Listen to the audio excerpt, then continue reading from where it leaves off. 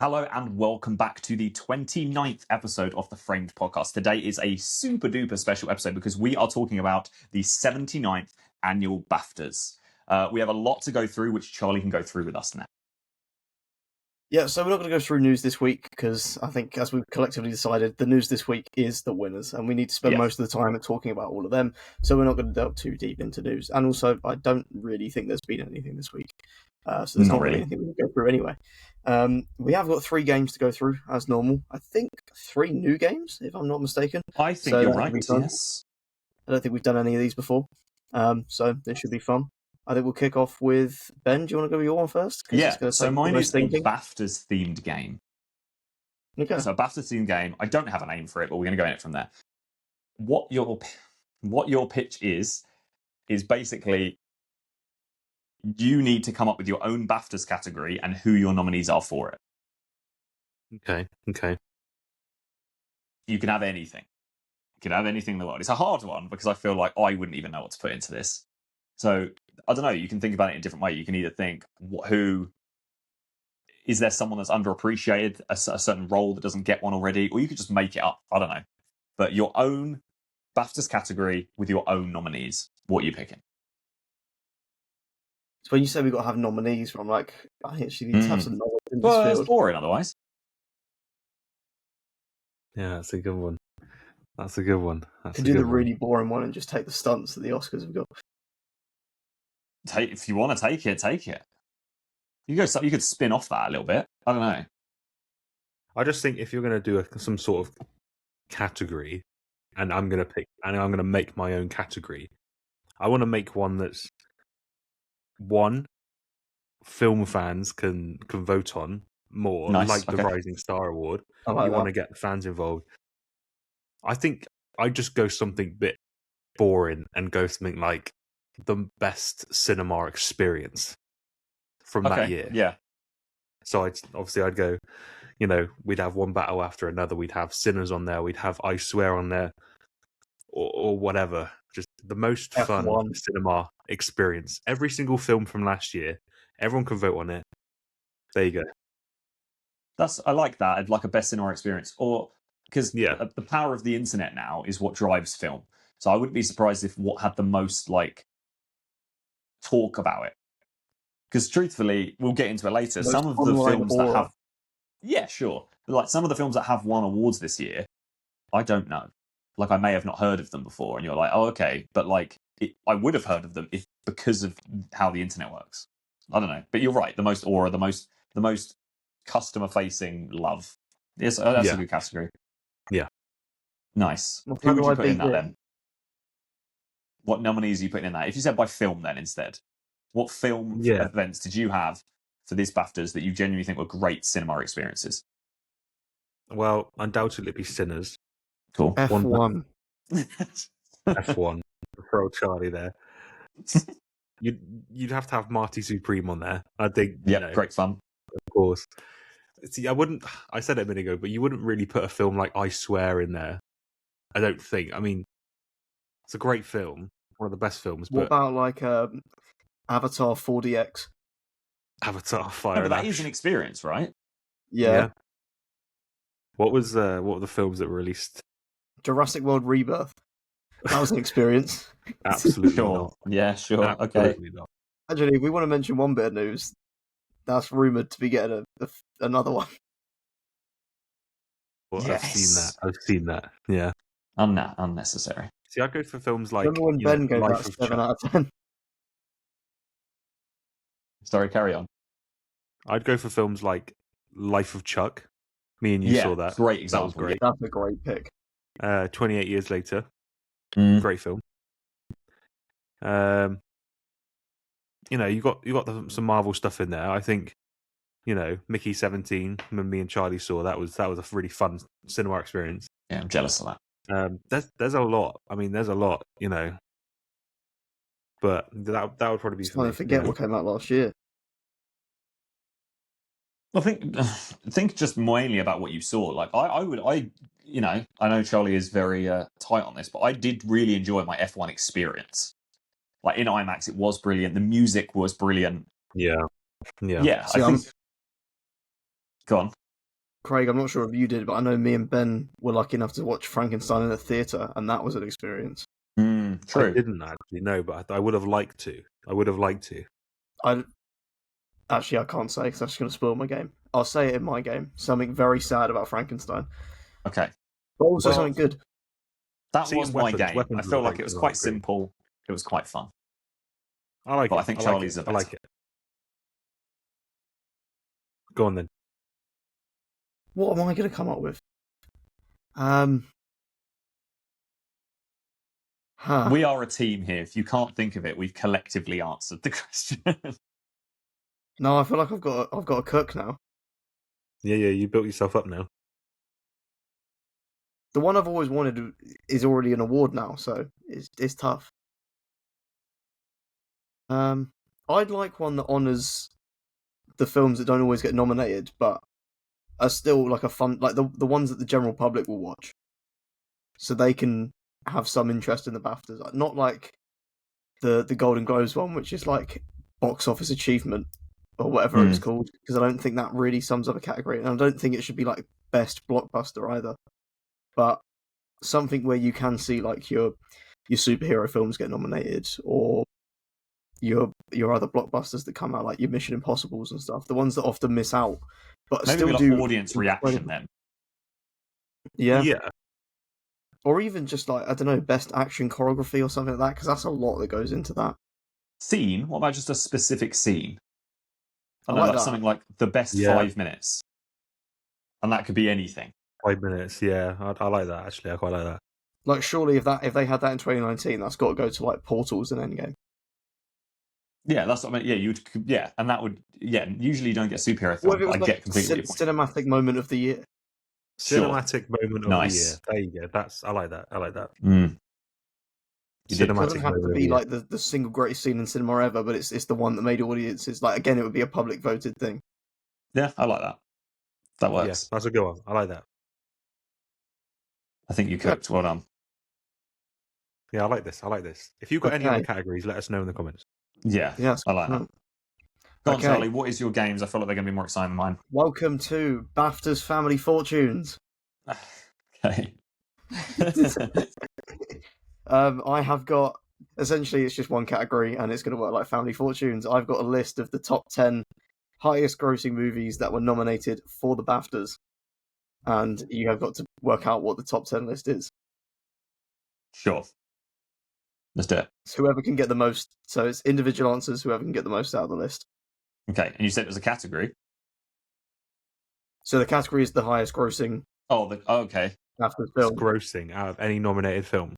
Yes, so any film that was nominated, be that if it was nominated for production design, makeup, if that was its only nomination, it's still considered in this. Stupid question, are they all related to this year's BAFTAs? Or is this just BAFTAs in general? All this year's BAFTAs. Yes, cool. Just 2026 BAFTAs. Okay, I'll start the battle then. Marty Supreme. You have got number 10. So that's the lowest. I won't tell you how much it's. I won't tell you how much is made until a bit later on, but yes, Marty Supreme is the lowest. So Marty Supreme at 1. Well, go on. My one, what I was going to pick first, would be Avatar: Fire and Ash. Smart. That is number 2. Oh, number 2. Okay, Zootropolis 2. There you go. There's number 1. Nice. Of course. All right. Well, then I'll go for Sinners. Sinners is on there, number 7. I'm going to get the easy ones out of the way, so yeah, I'll go one battle after another. Yeah, that's number 8. Okay, so that's 4, right? Yeah. That's 5 overall. 5, okay. So you've got Zootropolis 2, Avatar, you've got Sinners, One Battle After Another, and Marty Supreme. I'll go for... I don't know, because it was only just released. I'm just trying to think of the... What one's up for? I'll go for Begonia. Oh, nice. Unfortunately, Begonia only made 40 million and is not on the list. Oh, shit. 40? Wow. Okay. Hamnet made 28, which blew my mind when making this. Oh, that's what I was thinking. It was only released in the UK like a month ago. Yeah. I'm thinking of... Sorry, go on. I'd say you've probably got one obvious one left. So I don't think Hamnet made much money. No, Hamnet was 28. No, that doesn't count. I was about to say Frankenstein, but that wouldn't have counted. Craig, it's still your go, by the way. Oh, is it my go again? Oh, I'm just helping Wicked you out, for good. Wicked is on there, number 6. Oh God, okay.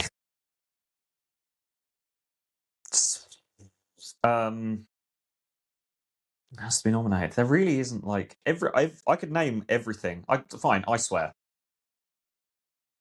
Nope, and this is going to hurt both of you. 8 million. Wow. I'm not surprised by that though. I'm not surprised. While we're on that topic, obviously it was a Netflix movie. Frankenstein grossed 140,000. Oh, I went to say that, and then I went, oh no, that probably doesn't count. Was it even in the 10? 140,000, not million. Oh, I'll stop talking then.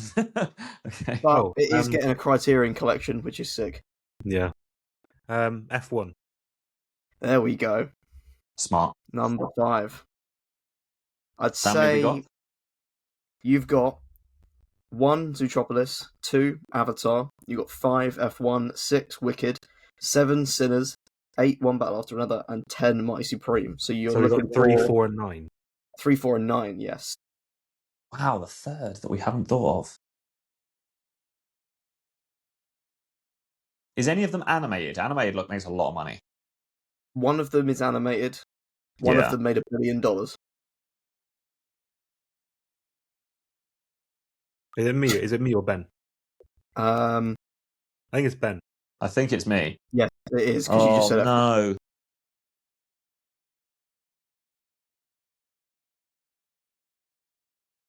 It was nominated. Lilo and Stitch. There you go. That's number 3. Nice. 2 left. It's currently 4-4, so it's even right now. But don't worry, there's a tiebreaker. I'm going to go for 28 years later. That is not in the top 10.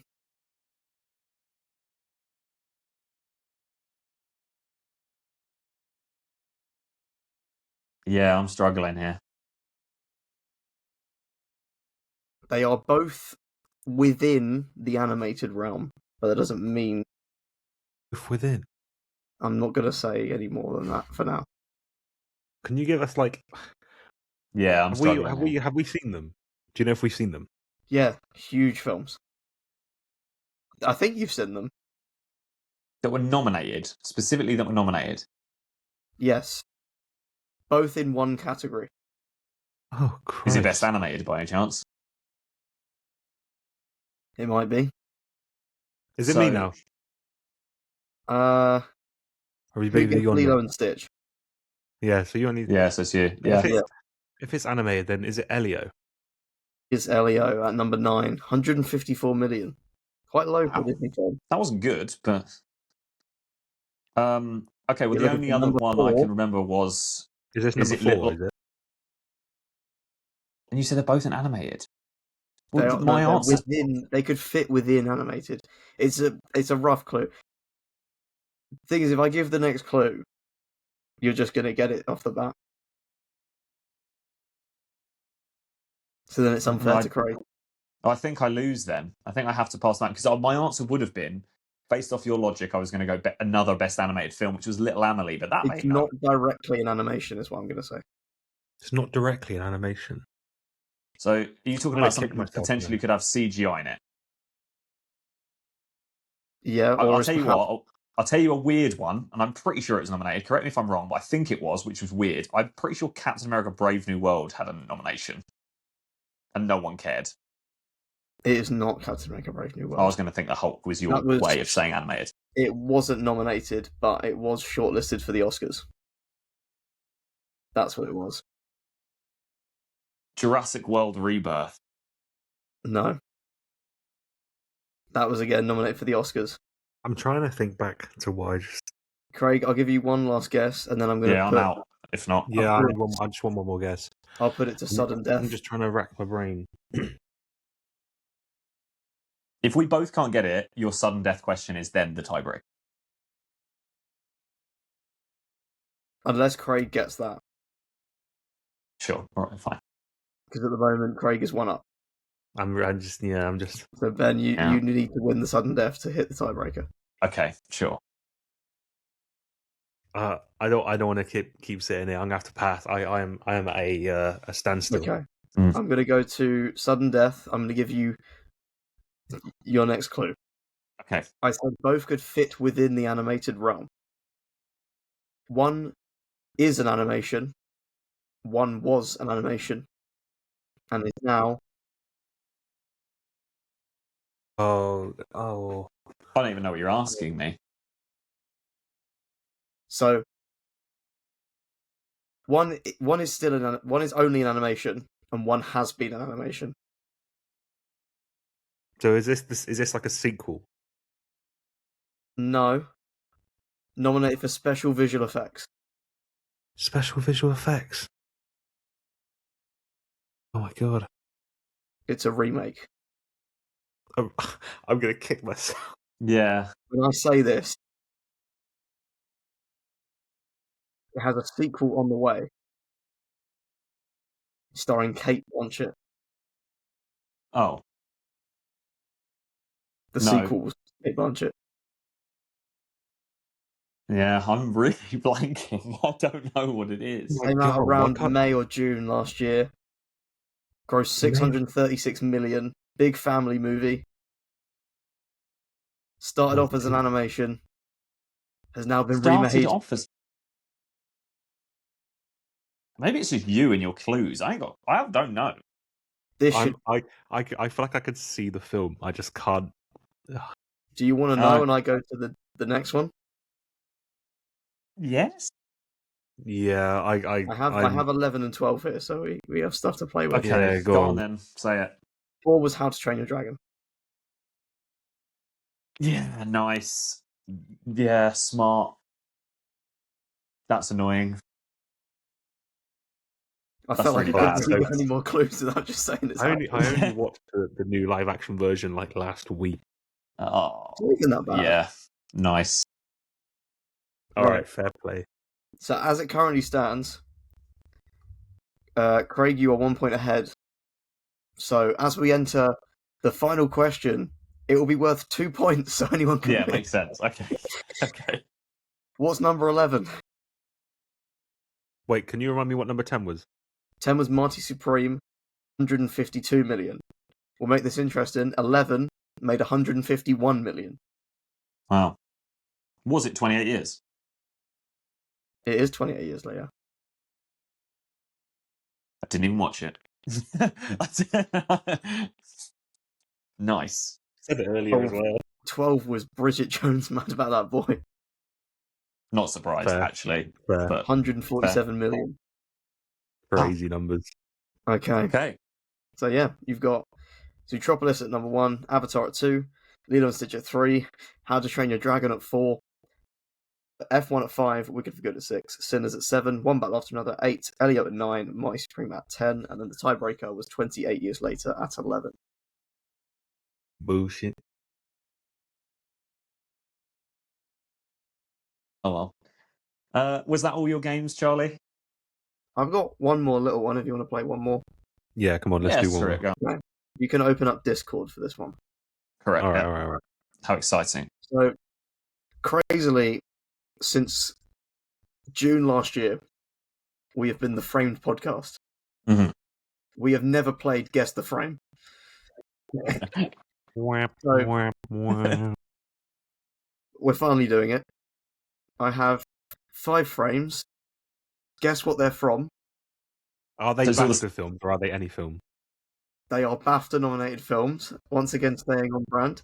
They are very easy. So it is whoever says it first, basically. Person to answer. All right. Sorry if there's Wi-Fi lag. Fine. That's all I can say. Is it 5 individuals or 5 images create one film? No. I'll do 5 individual. So I'll send one, and then we'll do the next one. Let's do it. Okay. Right. Number 1. For your first one. Here it goes.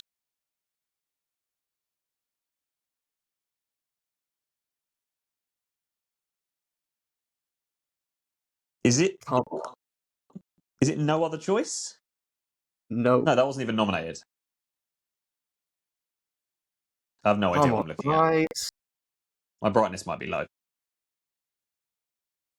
What is that? It's a man wearing a track jacket in the water. I thought Squid Games, but no. I swear, is it? It is, I swear. Oh, yeah, nice. I remember that now. Yes. I thought about the tracksuit. Okay, if that one, I expect you to get quicker. If neither of you get this one within about 3 seconds of me sending it, okay, you've been fake fans of this film all year. I'm leaving. Ready? 3, 2, 1. Sinners. Craig just got in there. Yeah, I'll allow it. Okay, ready? Yeah. All right. No. Here's your next one.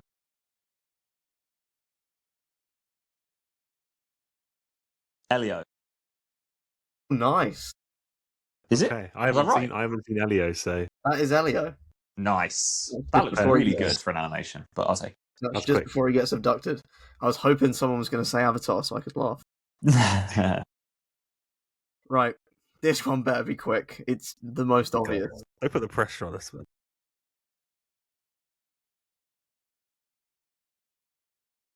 Oh, Nice Great Supreme. Oh, I think Craig just got that. Oh. Okay. So for the fun purposes of the game, the last one is worth 3 points. I hope someone gets this one. It's not immediately obvious. Or maybe it is. Yeah. Good job. Well done.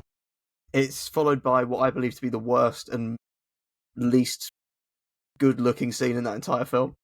The only reason I thought of that is because I watched Being Gordon Ramsay on Netflix the other day, and there was a segment where he was at the Las Vegas F1, and it's just stuck me. There you go.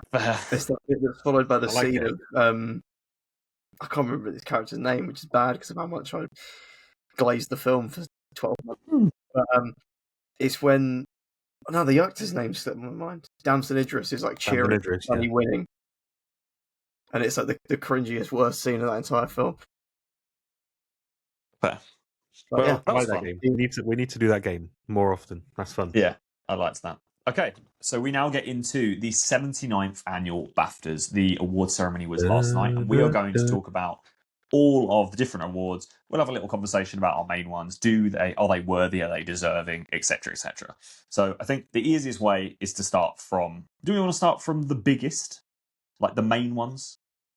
Or do you want to start from a smaller category and work our way up? I don't feel like we need to just discuss perhaps all the. Or maybe we should touch on maybe start from a couple of smaller ones and then we'll work our way up to the big ones. Sure. Can we start with one thing in particular? Sure, go on then. That's okay. Can we start with Robert Aramayo? Because the first person ever to win Rising Star and Leading Actor is crazy. Yeah. So our best leading actor of Robert Aramayo in I Swear, which is probably one of the biggest awards of the night, taken home by a man truly deserving of the role, beating some, there's no denial, even bigger actors than him, which makes it even more of, I think, of an astound win. But not just did he take the best leading role, he also took away the EE Rising Star Award. Which is crazy. Yeah. Not just, you're right, is it the first person to ever take home both, but he gets a cool blue one as well. Yeah. It looks cool. I like it. I mean, the EE Rising Star category this year was tough. Agreed. I mean, Miles Caton, obviously, in Sinners. I mean, brilliant. I got him there. I don't know. Yeah. I was wondering what was happening. If Robert Aramayo wasn't in that, he would have got my award. I got a Miles Caton signed picture. If he wasn't in that category, Miles Caton would have got that award. But you got Chase Infinity, Posey Sterling, and Archie Madekwe. I mean, the fact that Robert Aramayo was able to win that, I agree. I loved it. I thought he was going to get Rising Star. I didn't think he was going to get Best Leading Actor. No, not saying he wasn't deserving of it. I just didn't think it was going to happen. There's a difference between what I wanted and what I expected. I was completely shocked that firstly he was even nominated for leading actor. I remember seeing the nominations and I was so happy, man, to see him actually in that category. And then, to win it against Timothée Chalamet, Leo, Ethan, Jesse, and Michael B. Jordan. I mean, you could just see the look on his face, but the reaction afterwards about the videos of people being like, if you didn't, all the Americans, by the way, if you don't know who Robert Aramayo is, if you don't know, it's just like, how do you not know who Robert Aramayo is? Firstly, he was in Game of Thrones. Then he was in Rings of Power. I mean, he's been in some big franchises, which he's done, I think, a phenomenal job at. But just this performance in I Swear just felt so like raw and authentic compared to some of the others. And all of them, I think all of them are great. I haven't seen Bugonia yet. That's the only one I haven't seen. I know Blue Moon as well, sorry. But like you said, they're huge, huge names. So I don't think to see that, but also to see his dad's reaction. Oh, yeah. Yeah, that's what got me. That was good. I think going back to the whole, like, he was against the big leagues, if that makes sense. Not just like the big leagues of actors, but they were bigger leagues of films too. Like, One Battle After Another is a massive film, like genuinely huge. Mighty Supreme, huge, and I Swear, as we've just played in the previous game, kind of swept under the radar because you're right, it wouldn't hit things like America. I don't know why I said it like that. America and stuff. I don't know where that came from. But like swept under the radar compared to films of that size. So what's crazy though is the fact that I Swear hasn't been released in America at all yet. They were saying last night, they were like, when Robert won the Best Actor, they were saying I Swear hasn't been released in America yet, so technically he could be up for the Oscars in 2027, which there is potential. I don't think he'll ever get there because I don't think Americans will welcome that film a lot, especially, I don't think they're going to welcome that film a lot, and that annoys me because it opens everyone's mind up to what Tourette's actually is, and Robert Aramayo did a fantastic job. Does it have a US release date? I don't know if it's got a US release date. It surely does now. It just hasn't been released in America yet, and which is crazy because it came out like it's like the opposite. Usually, it's always released in America first, but yeah, it's a crazy one. I'm really glad. April 24th in the US. The what? Sorry. April 24th in the US. April 24th. That's crazy. Same day as Michael. People, big day that is. What's that film about? Next question. Moving on. Some weird guys. Yeah. But no, I think you're right to make that as the first thing we talk about because of how crazy it was. I think it was my prediction. I did a video on it like weeks ago that I think he was going to win. I'm so glad he was as well, because I'm not saying that any of the other nominations in it weren't deserving, because they were all crazy performances, but there was something. I think the way I always describe it, and Craig, you were there, I always describe films now like Life of Chuck moments. Like that feeling that we got out of that event, something really heartwarming. I love films like that, and that film did that for me. Like I was in every single emotion in that film when I watched it. And when I Swear, there was a Q&A with the director, and he said something that really stuck with me, which was, as you probably remember from watching the film, at times you laughed, at times you cried, at times you smiled, and then other times you were angry. And it went from like one to another. And he was like, because I was trying to make you feel how Tourette's feels, as in you can go from one to the other so quickly. You've just landed a job, now you've punched a dog. Like it's big, quick changes, and that really stuck with me. And I think being able to perceive that first off is incredible, but then being able to act it in such a way that he did was just crazy, like outstanding. And very worthy of winning both. Yeah, it still doesn't get talked about enough. People need to go and see that film. And Robert Aramayo and also Peter Mullen, who was Tommy in that film, getting a nomination, hugely well deserved. And he was a real standout because he was the one that was very accepting of John in that film. And brilliant, absolutely brilliant. And yeah, it's easily the best thing about the BAFTAs. I mean, everything we saw with everything else was great, but yeah, I Swear winning and Robert Aramayo winning topped off the night. Yeah, I completely agree. And, right. Sorry, is there anything you want to say on that, Charlie? Yeah, go on. I was just going to say, before we move on from I Swear, because I don't know if we'll touch on it again as we go through the rest of them, but it's coming to Netflix on March 10th, so make sure you're watching it. Absolutely. All right, let's touch on one of the biggest wins of last night, Sunday night, to the biggest loss of Sunday night, with Marty Supreme winning nothing. 0 to 11. 11 nominations, 0 wins. I'm surprised by that. Great. Same. I wasn't expecting 11, but I was expecting some. I'm surprised it got nothing. Yeah. But he is who I expected to be taking home the leading actor. But you know what the thing is? I think it's pretty expected of that not winning anything. When you got one battle after another, which a lot of people loved, Leonardo DiCaprio is going to bring in audiences. Not saying Timothy won't, but Sinners, incredible film, one of my favourites of last year. I feel like with Marty Supreme, I feel like the British audience just wouldn't resonate and enjoy it as much. I feel like it's very American, and a lot of people don't like that. That's true. A lot of the voters and stuff. And what I think is going to happen is, yes, it got nothing at the BAFTAs, but I think it's going to do very, very well at the Oscars. I think it's going to completely agree. I think Timothy will win. I think one battle after another is going to be up there, and perhaps Sinners as well, but I do think it's going to win a lot at the Oscars.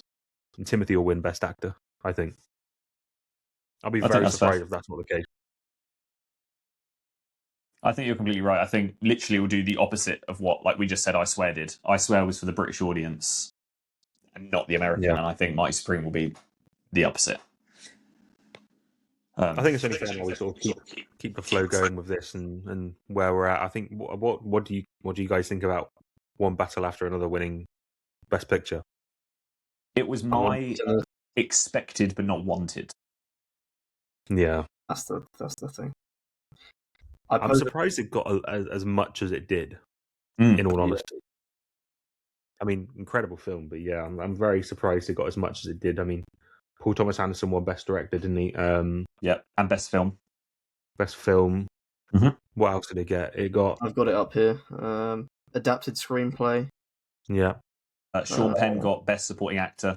Sean Penn did get Best Supporting Actor. It got Editing. That's weird. Yeah. That one is strange to me. Do you think?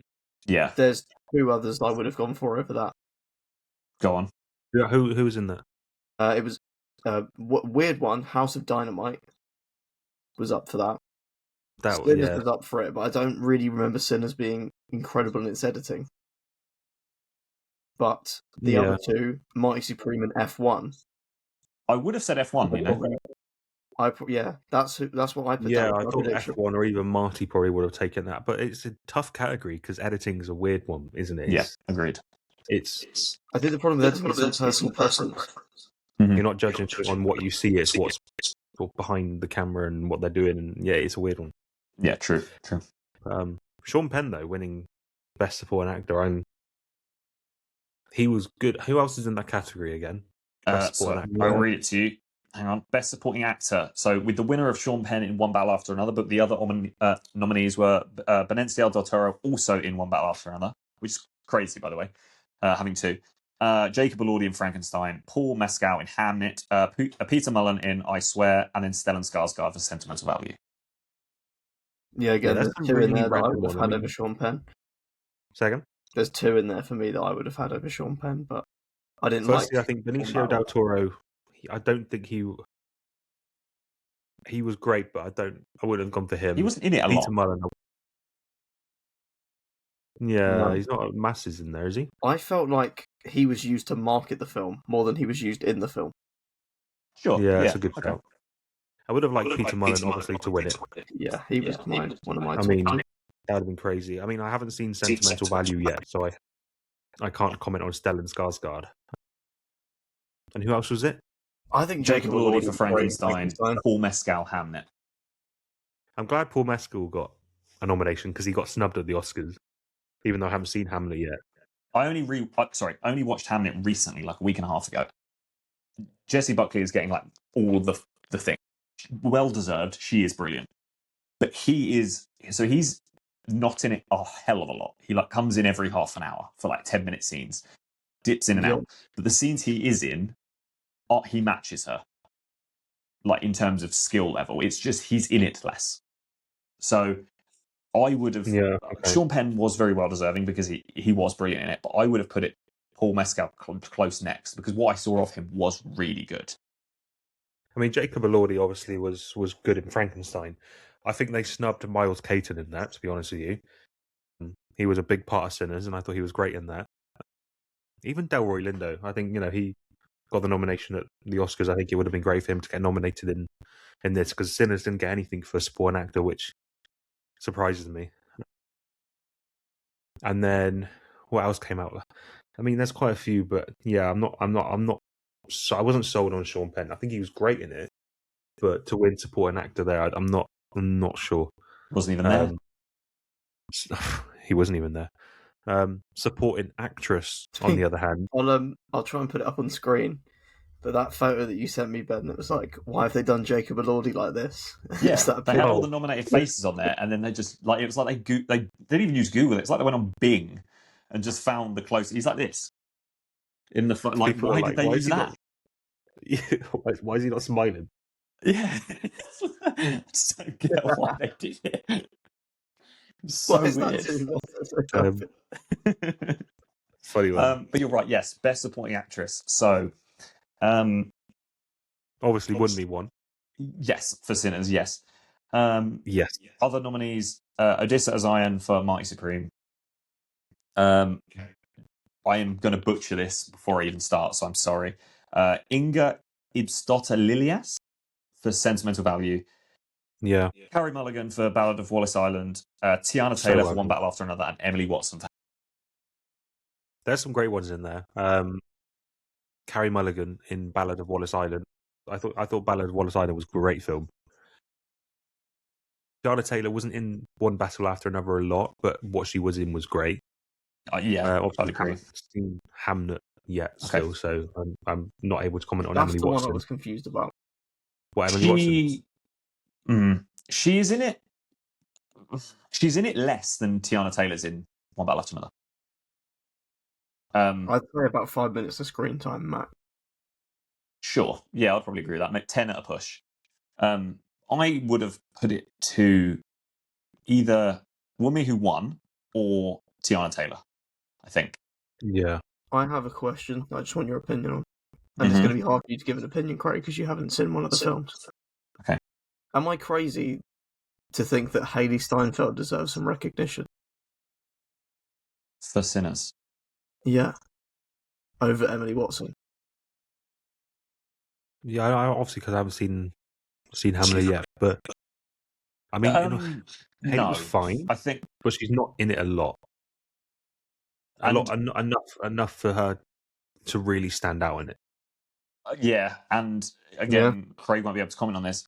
The bit that Emily Watson is in, she is good. She is good. Like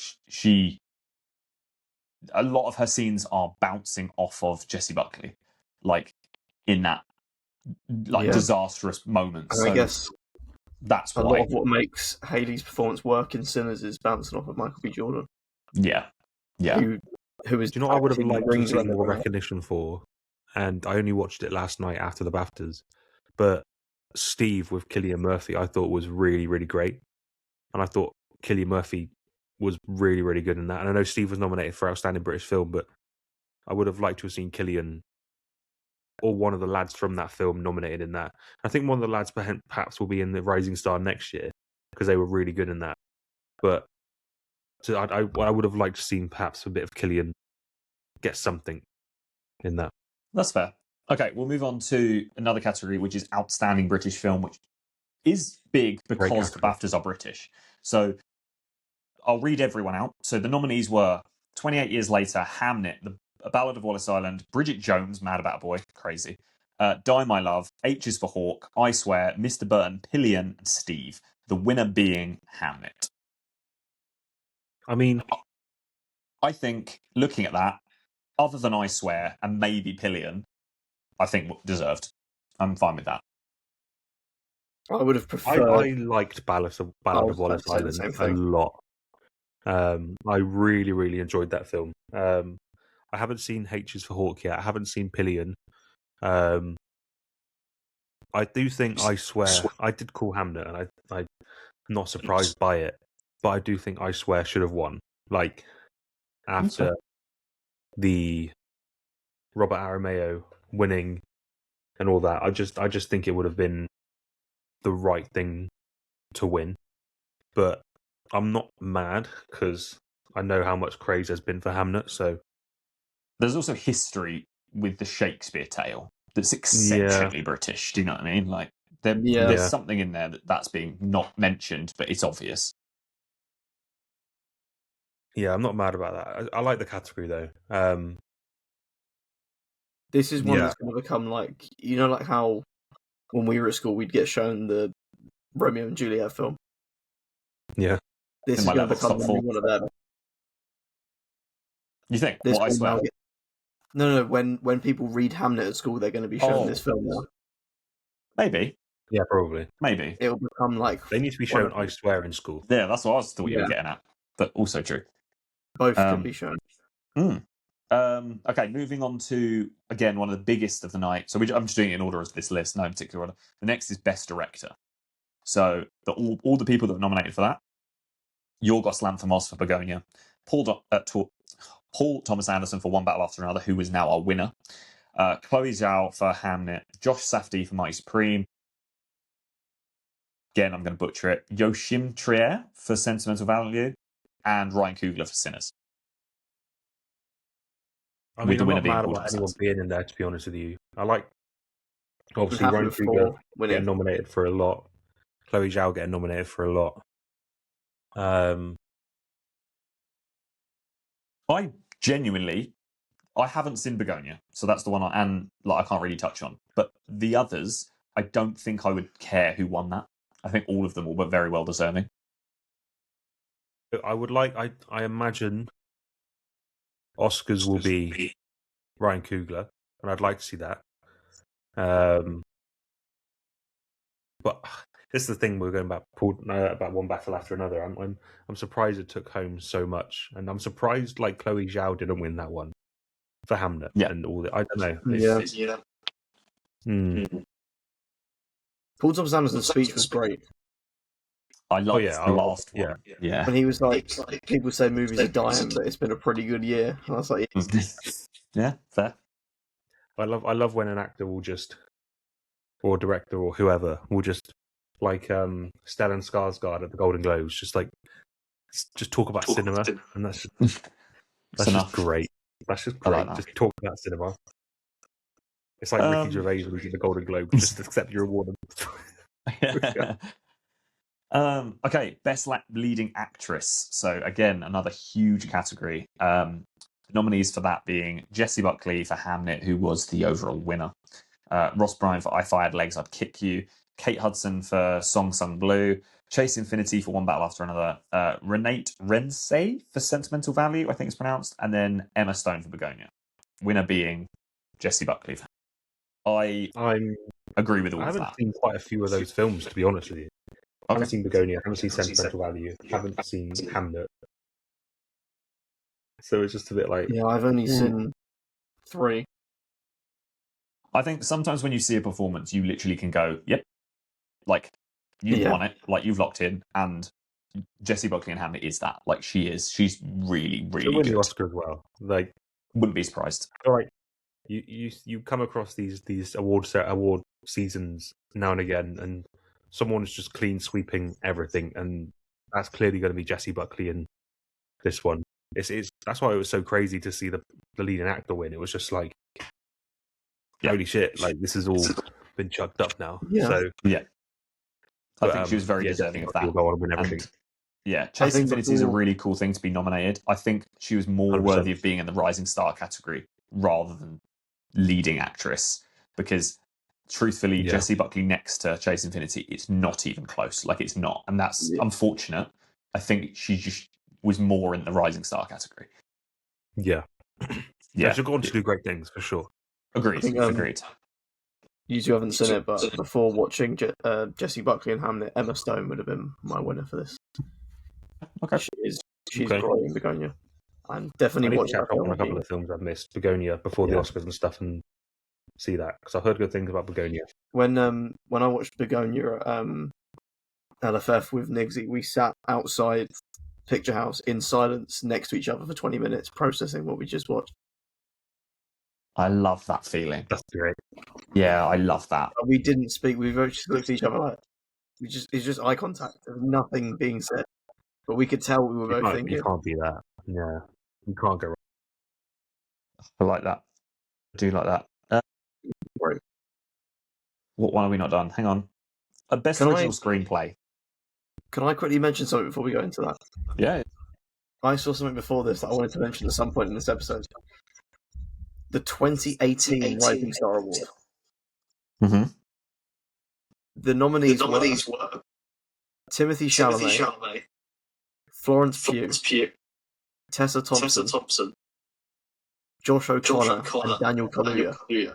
Yeah, I saw the same post, and what they were saying is how all of them are rising stars. They've all done it. Yeah, like, you don't need to win to be a rising star. That is a stacked category. Yeah, I saw that. That's crazy names on that category. So imagine where this year's five will be in nearly 10 years. I think we're going to see some good names. And it's my favourite one because it's the one that we get to vote as fans, and I like that. Definitely. Okay, best original screenplay. So with the winner being Ryan Coogler for Sinners, there were other nominees for I Swear, which was Kirk Jones, Mighty Supreme, which was Ronald Brunstein and Josh Safdie, The Secret Agent, which is, there are many foreign names I'm going to butcher on this episode.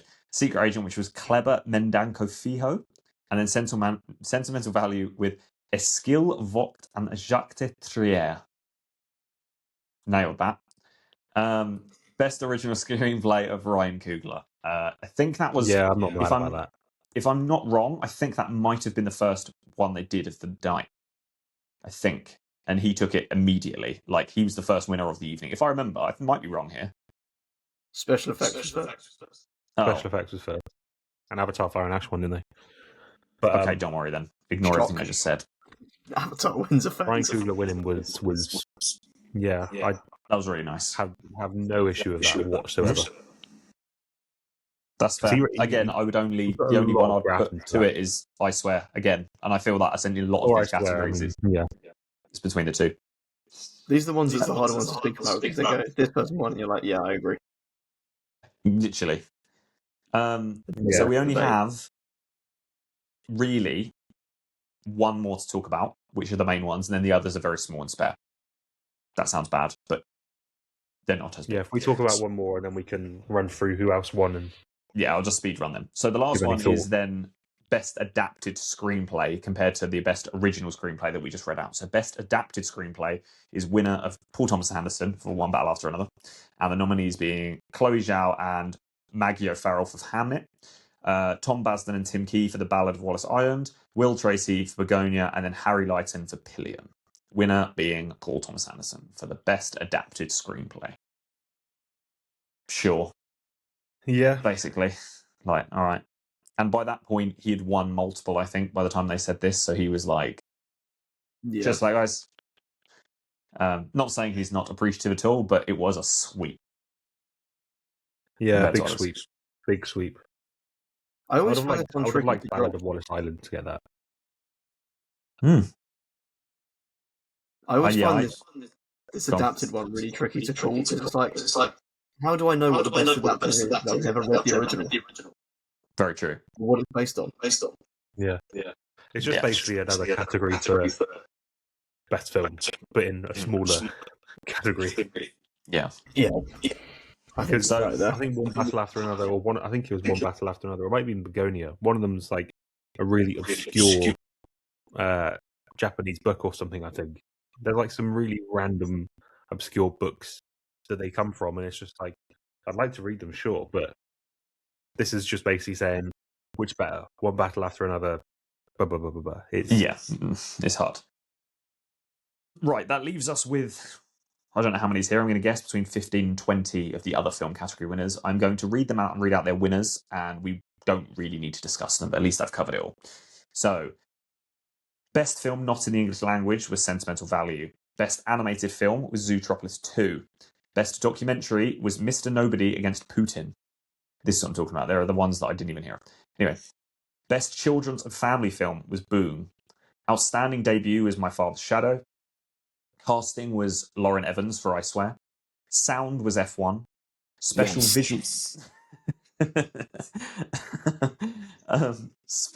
special visual effects was Avatar Fire and Ash. Cinematography was One Battle After Another.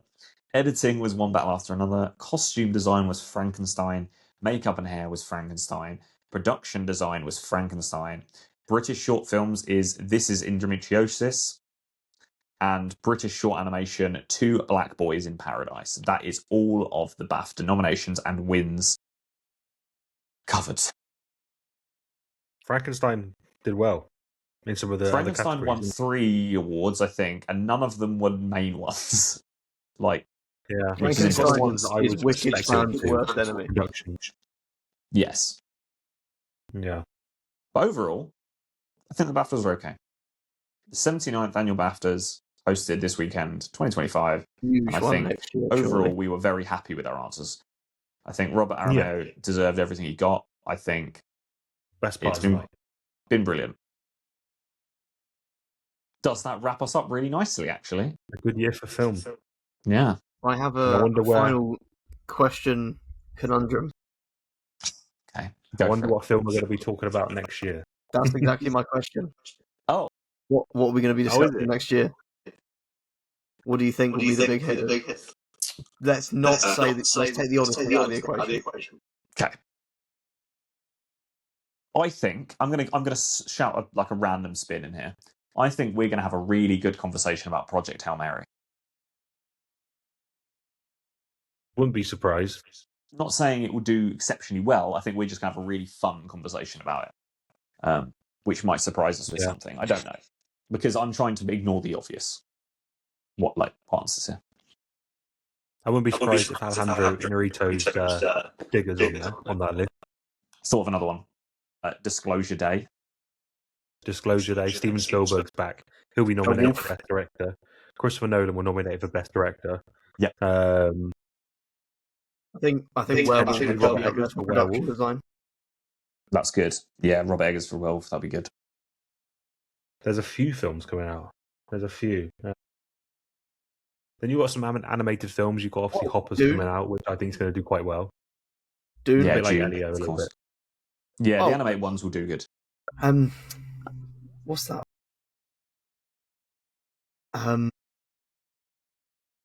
Oh, I know exactly what you're getting at here. What are you talking about? You haven't mentioned Michael. No, that's not even what I was going to do. Oh, I thought you were doing a bit there. I saw a thing the other day, and it was like all the returning directors, and I was like, "Oh, that guy's coming back."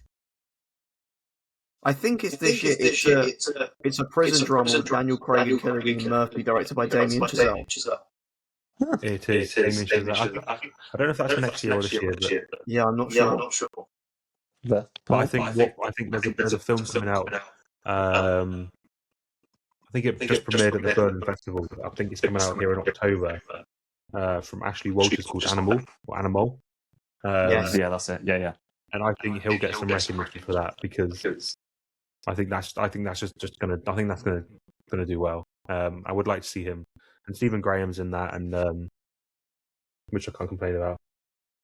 It's going to be weird to see what films and actors and whatnot we're going to be talking about next year. That's going to be interesting. I think we've called the big ones, and it'll be really interesting to come back in a year's time and go, oh, yeah, we nailed every single one of them, or not. Yeah. You know what we didn't talk about from this year's BAFTAs? Go on. K-pop Demon Hunters. Yeah, they did that film dirty. Mentioned it in the intro, had them perform, didn't nominate them. They really bigged it up in the intro as well. They were like 4 billion streams. I'm surprised it wasn't nominated for children and family films or animated film or because those ones have like 3 things. Yeah, crazy. Yeah, but I mean, they performed for the first time out of the US at the BAFTAs, which is pretty cool. I guess. You know, you can't deny it's a bop. It's a good song. I'm not the biggest fan of the film, but fair. The song's a bop. So yeah, agreed. Well, I think that wraps us up nicely. Do you think that song beats "I Lied to You" at the Oscars? I prefer the Sinners soundtrack. So yeah. Don't know. Well, we come back next year for the Doomsday Sweep. Yeah, sure.